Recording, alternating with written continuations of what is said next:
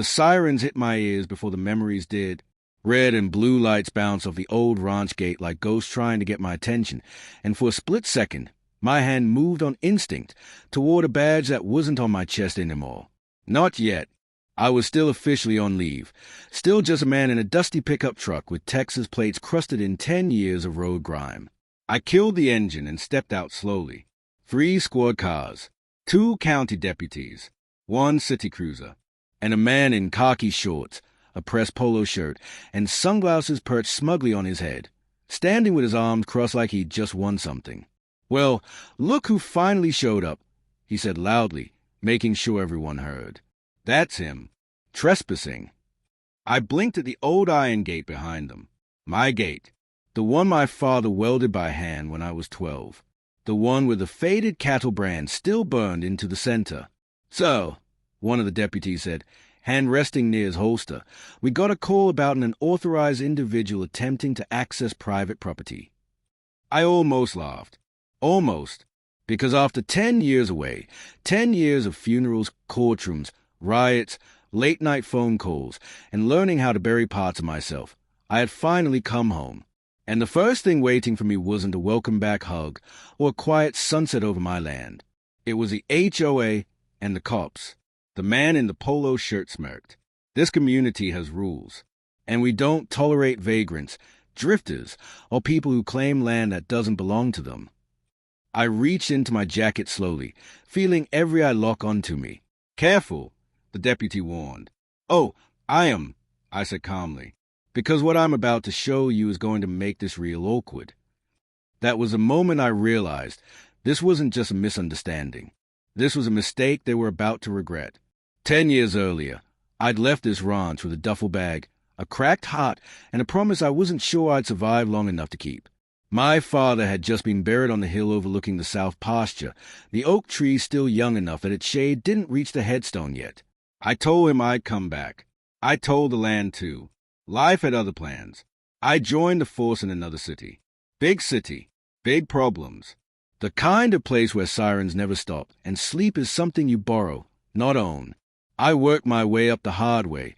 Patrol, investigations, internal affairs, command staff. I learned how power works, how fear hides behind authority, and how easily people forget who they're supposed to protect. Somewhere along the line, I became chief. And somewhere along the line, the ranch became a memory I kept locked away, because it reminded me of who I was before everything got heavy. Until the letter arrived. Notice of noncompliance. That's what it said, right across the top in bold, unfriendly letters. The newly formed Silver Creek Estates Homeowners Association claimed my property was in violation of community standards. Fencing issues, unauthorized structures, unpaid dues on a ranch that had been in my family for 3 generations. I ignored the first letter. Then the second. Then the third came with a threat. Failure to respond may result in legal action or property seizure. That's when I requested leave and pointed my truck back toward home. The drive took 2 days. The last hour felt like peeling open an old scar. The rolling hills were the same. The sky was the same. But the land around my ranch? Subdivided, paved, sanitized. Cookie-cutter houses lined the road where cattle once grazed. White fences that had never seen a single animal. Signs boasting luxury country living like that wasn't the most insulting phrase imaginable. And then I saw the gate. My gate. With a shiny new sign bolted onto it. Private community property, no trespassing. That's when I tried to open it. That's when the sirens came. Back at the gate, the HOA president, because of course that's who he was practically vibrating with satisfaction. "We've had problems with people like you," he said, "trying to reclaim land they abandoned. This neighborhood is protected." "By who?" I asked. He gestured at the deputies. "By the law." The younger deputy looked uncomfortable. The older one studied me more carefully, eyes narrowing slightly. He noticed my posture, the way I spoke, the way I wasn't panicking. "You got ID?" the older deputy asked. I handed it over. He looked down, then looked again. Then his entire posture changed. "Sir," he said quietly, "is this current?" "It is," I replied, "though I'm technically on leave."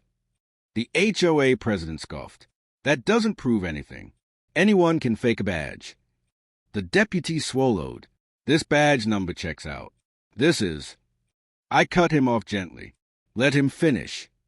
The deputy exhaled. This is Chief Daniel Reyes. The silence hit like a dropped glass. The HOA president laughed once. Too loud. Too forced. Chief of what? The Boy Scouts.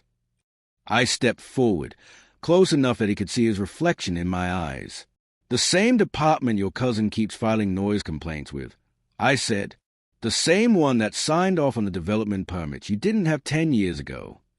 His face drained of color. I looked past him, up the long date road leading toward the house I hadn't seen in a decade. I didn't come home to cause trouble, I said. But since you called the cops on me for standing on my own land. I smiled, slow and calm. Let's talk about what you've been doing to it. The HOA president's name, I would later learn, was Mark Hensley. At that moment, though, he was just a man sweating through a pastel polo, standing in the middle of a mistake he could no longer talk his way out of. Chief or not, Mark said, recovering just enough to puff his chest, this is private community land. We have documents, deeds, zoning approvals.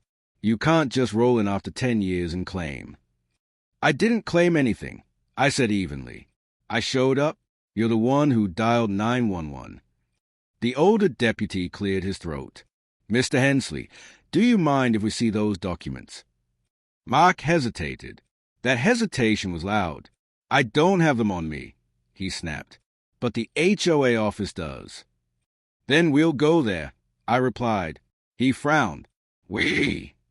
I met his eyes. You wanted law enforcement involved. Congratulations. You got it. The younger deputy hid a smile. We drove in a short, awkward convoy through Silver Creek Estates, a place designed to look rural without ever being rural. Manicured lawns where soil should have been rough. Decorative barns that had never smelled livestock. People peeked through blinds as we passed, curiosity buzzing like insects. I recognized none of it, but when the road curved east, I saw something that made my chest tighten. The south pasture fence was gone. Not repaired. Not replaced. Gone. In its place stood 3 brand-new houses, all identical, their backyards bleeding into what had once been open grazing land. The oak tree on the hill, my father's oak, stood trapped between 2 fences like an afterthought. I parked hard. Sir, the deputy said carefully, where are you going? That oak tree, I replied, already stepping out. That's my father's grave. Mark scoffed. There are no graves on HOA property. I walked anyway. The grass was trimmed too neatly. The headstone was still there, thank God, but someone had pressure washed it so aggressively the edges were worn down. A plastic solar light had been stuck into the ground beside it, probably by some homeowner who thought they were being respectful without ever asking permission. I knelt and brushed dirt from the stone. Miguel Reyes, loving father, rancher. I exhaled slowly. You see this? I asked, not turning around. This grave predates your HOA by 30 years. Mark shifted. We were told the land was unoccupied. Unoccupied doesn't mean unowned, I said. And graves are kind of a dead giveaway. No one laughed. Good. The older deputy crouched beside me. Chief, if you don't mind me asking, why wasn't this flagged during development? I stood. Because someone signed off on permits they shouldn't have, I said, and someone else didn't bother to check. Mark raised a finger. Now hold on. This development was approved by the county. Fully legal. Counties don't approve developments on land tied up in active trusts, I replied. This ranch was placed in a family trust before my father passed. I'm the sole beneficiary. Mark's voice cracked just slightly. Then why hasn't anyone heard from you in 10 years? Because I was busy keeping other people's neighborhoods from burning down. I said, silence. We went to the HOA office, a glassy building that tried very hard to look official. Inside, framed photos of smiling residents lined the walls. Community BBQs, ribbon cuttings. A picture of Mark shaking hands with a county commissioner I recognized. That one almost made me smile. Mark slammed a binder onto the conference table. Hey, Everything's in here. The deputy stood back as I flipped through it. Deeds, surveys, maps. And then I saw it. A boundary adjustment map filed 7 years ago. Subtle. Clever. A red line nudge just enough to swallow 40 acres of my ranch. 40 acres that happened to be the flattest, most valuable land. You moved the line, I said quietly. Mark shrugged. Surveyors make mistakes. No, I replied. Surveyors get paid to be precise. This was deliberate. The older deputy leaned in. Chief, the signature here. That's the county clerk. Yes, I said. And that's interesting, because she retired 8 years ago. The room went cold. Mark's mouth opened, then closed. You forged county documents, I said. You altered land records.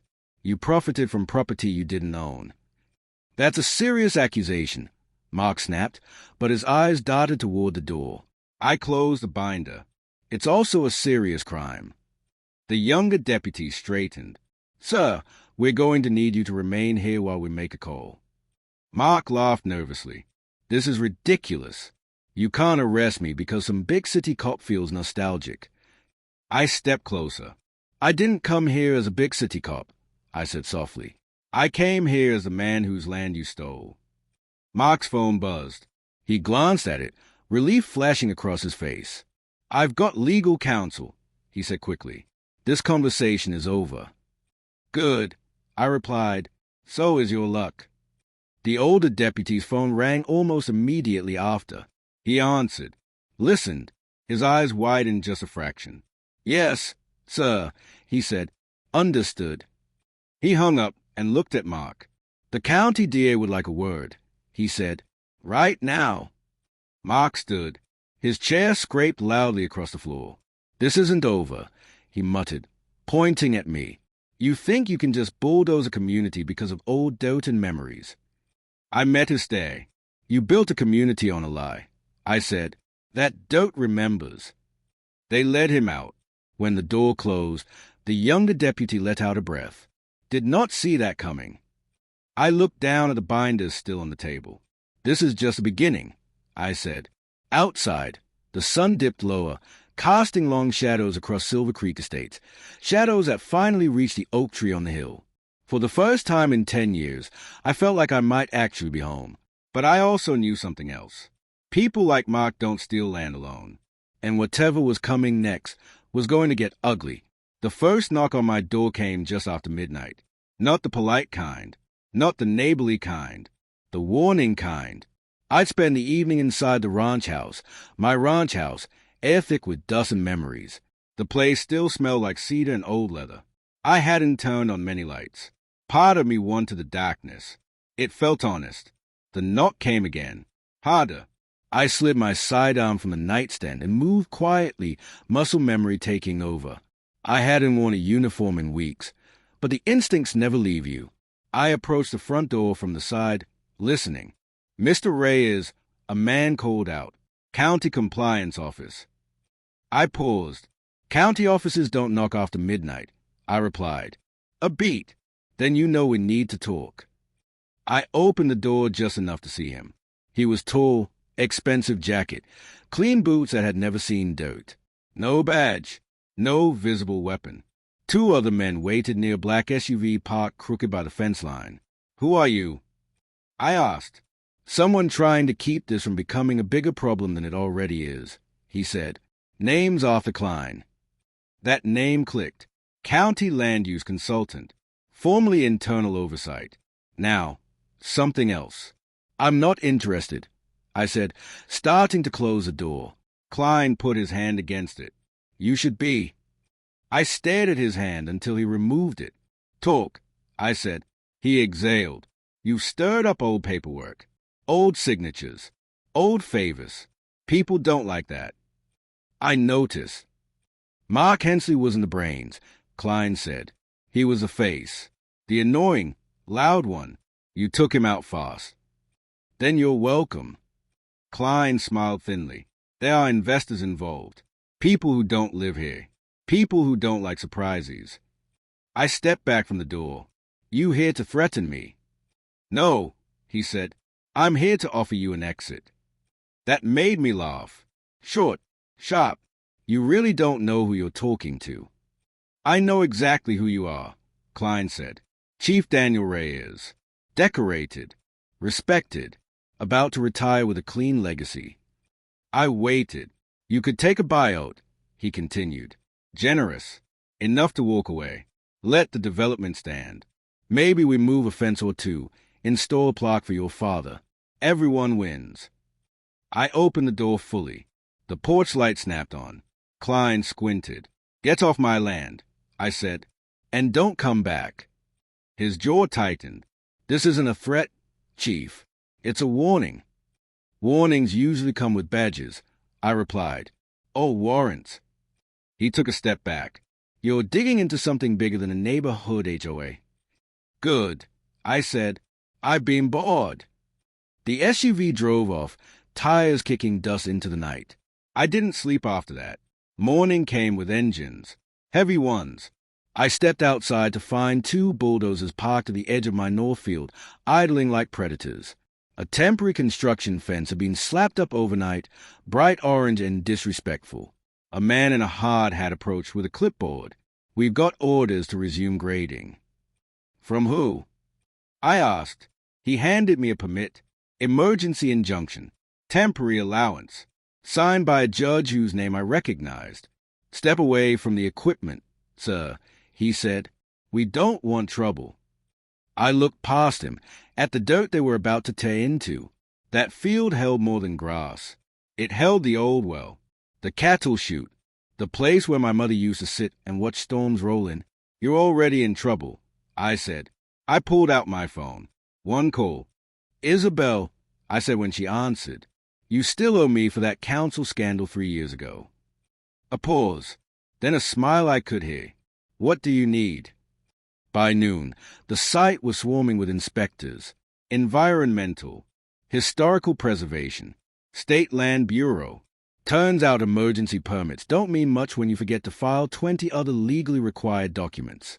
The bulldozers shut down. The workers left. By sunset, Silver Creek Estates was buzzing. I stood at the fence line when a woman approached from one of the houses, mid-40s, nervous, holding a folder to her chest like a shield. Excuse me, she said. Are you the owner? I Her shoulders sagged in relief.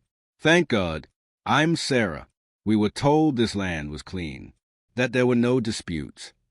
How much did you pay? I asked. Her lips pressed together. Everything. She opened the folder.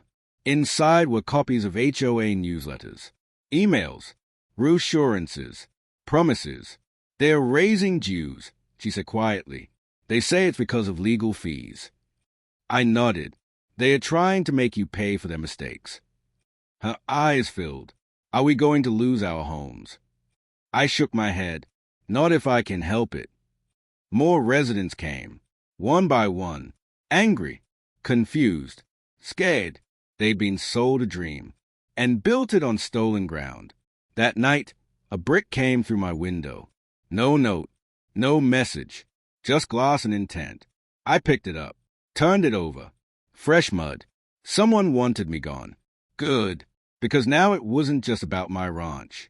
It was about everyone they'd lied to, and whoever thought intimidation would work didn't understand something important. I'd spent my career dealing with people who thought power meant force. They were about to learn the difference. The town hall meeting was scheduled for Tuesday night. It was supposed to be a community forum. That's what the flyers said. Bright colors, smiling families, an open conversation about Silver Creek's future. Anyone who'd spent 5 minutes in law enforcement knew what that really meant. Damage control. I arrived early and sat in the back, baseball cap low, jacket plain. No badge, no title. Just a man watching a room filled with tension. Every seat was taken. Homeowners from Silver Creek packed the rows, murmuring to one another. Some looked angry, others scared. A few looked like they already regretted coming. At the front sat a long folding table. Microphones, name placards. Mark Hensley's chair was conspicuously empty. Next to it sat 2 lawyers I didn't recognize, both too polished for a small town. At the far end was Arthur Klein, hands folded, calm as a man who believed he still controlled the board. The mayor stepped up to the podium. "Let's bring this meeting to order." Boos answered him. "We're here to discuss concerns regarding land ownership disputes, recent construction halts, and—" A woman stood. "You lied to us." Applause. Another voice shouted, "We're paying for your fraud." The mayor raised his hands. "Please, one at a time." Arthur leaned toward his MIC. "We understand emotions are high." "No," I said, standing. The room went silent. Arthur turned slowly. His eyes narrowed just a touch. "You don't understand," I continued, voice steady but loud enough to carry. "Because if you did, you wouldn't still be sitting there." Murmurs rippled. The mayor blinked. "Sir, please identify yourself." I removed my cap. "Daniel Reyes," I said, "owner of the Reyes Ranch. The land this development was built on without legal right." Gasps. Whispers. Arthur smiled thinly. "With all due respect, Mr. Reyes, this isn't the time for—" "It's exactly the time," I cut in. I walked to the front, stopping just short of the table. "You told these people their homes were safe," I said, gesturing to the crowd. "You told them there were no disputes, that everything was approved." I turned to the homeowners. "You were lied to." A man stood. "So what happens now?" I met his eyes. "Now the truth comes out." Arthur leaned back. "This is a legal matter, not a spectacle." I pulled a flash drive from my pocket. "Funny you should say that," I replied, "because legal matters tend to leave paper trails." I handed it to the mayor. "Those are copies of altered land surveys, forged clock signatures, and email chains discussing how to push the boundary quietly," I said, "including messages sent from this table." Arthur's composure cracked. "Just a hair. That's stolen information," he snapped. "No," I said. "It's evidence." The mayor swallowed. "Mr. Klein, is this accurate?" Arthur didn't answer. A woman near the front started crying. "You let us build here," she said. "You let us raise our kids here." Arthur finally spoke. "No one is losing their homes. That was never the intent." "Intent doesn't erase impact," I said. The lawyers whispered furiously to one another. Then something interesting happened. A man in the third row stood up. "I work for the county," he said. "Records division." Every head turned. "I was told to ignore discrepancies," he continued. "Told the ranch owner was out of the picture." Arthur's jaw tightened. "I saved copies," the man said, "just in case." The room erupted. The mayor banged the gavel. "Order." Arthur stood abruptly. "This meeting is over."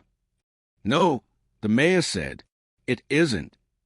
Two uniformed state investigators stepped through the side door. Arthur froze.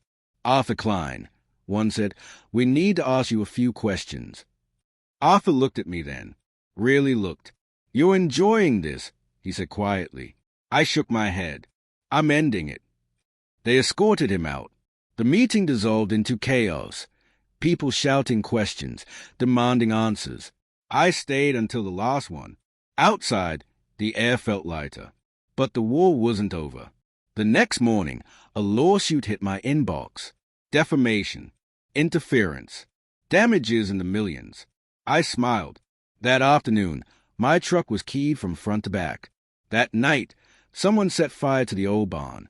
I got there in time to save the house, but the barn burned to the ground. I stood watching the flames die, heart pounding, not with fear, but clarity. This wasn't just greed anymore. It was desperation. And desperate people make mistakes.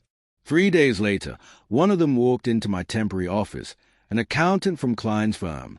Hands shaking, eyes hollow. "I can't do this anymore," he said.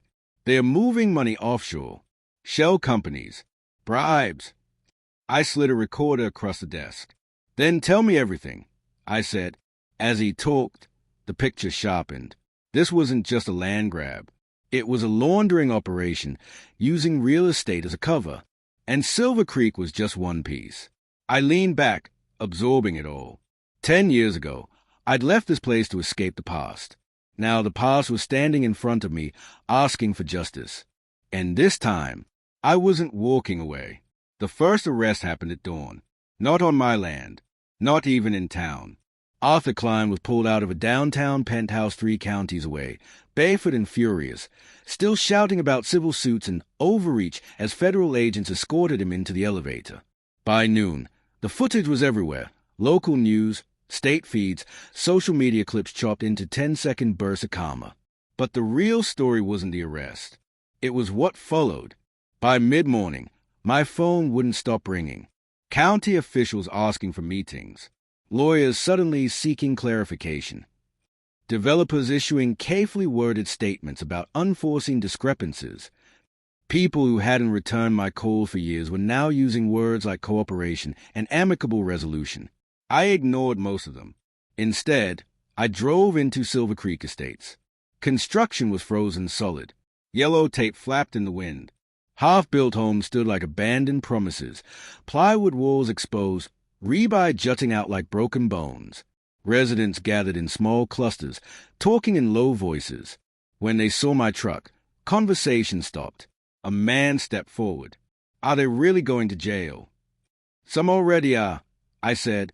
"More will follow." A woman clutched her child's hand. "What about us?" I took a breath. "You're victims. That matters." They didn't look convinced. That afternoon, the DA called. "We're offering immunity to homeowners," she said. "Full protection. No property seizures. Titles will be restructured." "And the ranch?" I asked. "Returned in full," she replied, "with damages." I closed my eyes for a moment. 10 years ago, I'd left this land because staying hurt too much. Now it was being handed back piece by piece, scarred but alive. Then the backlash started. Anonymous tips flooded in, some real, some malicious. A false complaint claimed I'd abused my position. Another accused me of intimidation. Someone leaked my home address online, as if I didn't already live on contested ground. A black SUV followed me for 2 days. I let it. On the 3rd day, I stopped suddenly, stepped out, and walked back to it. The driver sped off. That night, a local reporter knocked on my door. "Off the record?" she asked. I shook my head. "On." The interview aired the next morning. I told the story straight, about the ranch, the forged documents, the people who were lied to. I didn't mention my title until the very end. "I'm not here as chief," I said to the camera. "I'm here as an owner protecting his land and his community." That line stuck. Public opinion shifted hard. Silver Creek residents began turning over emails, contracts, voicemails. The dam broke. Every document led to 3 more names. One of them surprised me. The county commissioner in the photo on the HOA wall, handcuffed in his driveway. Turns out his signature wasn't just on permits. It was on bank transfers. The night before the grand jury convened, I walked the property alone. The moon hung low, lighting the hill where my father was buried. I stopped there, sat on the grass. "They tried to take it," I said quietly, "but they failed." The wind moved through the oak leaves. For the first time, I didn't feel angry, just resolved. The next morning, indictments came down like thunder. Fraud, conspiracy, money laundering, arson. Yes, arson. They traced a bonfire to a subcontractor paid in cash, funneled through 3 shell accounts. He sang. By evening, Mark Hensley was transferred from county lockup to federal custody. He wouldn't look at me when they passed. "Chief," one of the agents said, "this goes deeper than we thought." I nodded. "It always does."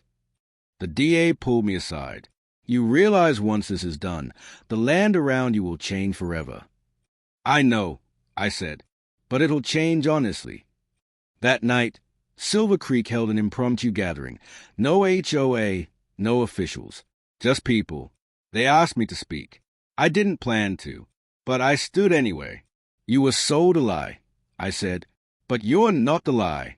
You're families, neighbors, and this land doesn't need fences between us. It needs truth." Someone started clapping. Others followed. As the crowd dispersed, Sarah, the woman with the folder, approached. "We want to make it right," she said. All of us. However that looks. I looked at the dark outline of the ranch behind me. We'll figure it out, I said. Later, alone in the house, I received one last message. Unknown number. You won't win everything. I stared at the screen, then typed back. I already have. I set the phone down and turned off the light. Tomorrow would bring consequences. But tonight, the land was quiet. And for the first time in 10 years, so was my mind. The trial lasted 6 weeks. 6 weeks of testimony, documents stacked higher than the witness stand, and faces I'd once trusted learning what it meant to be held accountable. I didn't attend every day. I didn't need to. The truth had momentum now, and momentum doesn't stop just because you step out of the room. When the verdicts came in, there was no celebration, just closure. Arthur Klein was sentenced first, 23 years, no parole. Mark Hensley followed, his confidence stripped down to a quiet, shaking man who couldn't meet anyone's eyes. The county commissioner received 8 years and a lifetime ban from public office. Others took plea deals. A few would spend the rest of their lives explaining to cellmates how greed made them stupid. Silver Creek Estates was officially dissolved as an HOA 3 days later. The land survey was restored to its original boundaries. Every acre came home. I stood at the old gate as county workers removed the private community property sign. When it hit the date, the sound echoed more than it should have. I didn't pick it up. I let it stay there. The residents gathered as I opened the gate for the first time in 10 years. Some clapped, some cried, some just watched quietly, like they were afraid to hope too much. Does this mean we're trespassing now? Someone asked nervously. I smiled. No, it means we're neighbors. Over the next few months, things changed slowly, intentionally. I refused to developer buyouts. Instead, I worked with the residents to create land use agreements that made sense. Shared grazing space, public walking paths. The oak tree and the grave site were designated protected land. No fences within 50 yards. The ranch wasn't just mine anymore. It was ours, in the way land is supposed to be, respected, not owned like a commodity. I officially retired 2 weeks later. The badge came off quietly in my office, no ceremony. I left it in the drawer and closed it for the last time. People asked if I'd miss it. I told them the truth. I already gave it everything I had. The ranch house was restored room by room. I kept most of it the same. The creak in the hallway floor stayed. The old branding iron stayed on the wall. Some scars are history, not damage. One evening, Sarah and a few others came by with lumber. We're rebuilding the barn, she said. Together. I didn't trust my voice, so I just nodded. We raised it the old way, by hand, by sweat, by shared meals and tired laughter. Kids ran through the fields where bulldozers once threatened to tear everything apart. The land healed. So did I. On the 10th anniversary of my return, I stood by my father's grave again. The oak tree was tall now, strong. I kept my promise. I said, just took a longer road. The wind moved through the leaves, and for the first time, it felt like an answer. That evening, a patrol car passed on the road outside the ranch. The deputy slowed, tipped his hat. I waved back. No sirens, no lights, just respect. I sat on the porch as the sun dipped low, painting the sky in colors you can't buy or permit or steal. Somewhere behind me, the house breathed, with memories settling with it. Home is where nothing bad ever happens. Home is where the truth finally gets to stay. And this time, I wasn't leaving.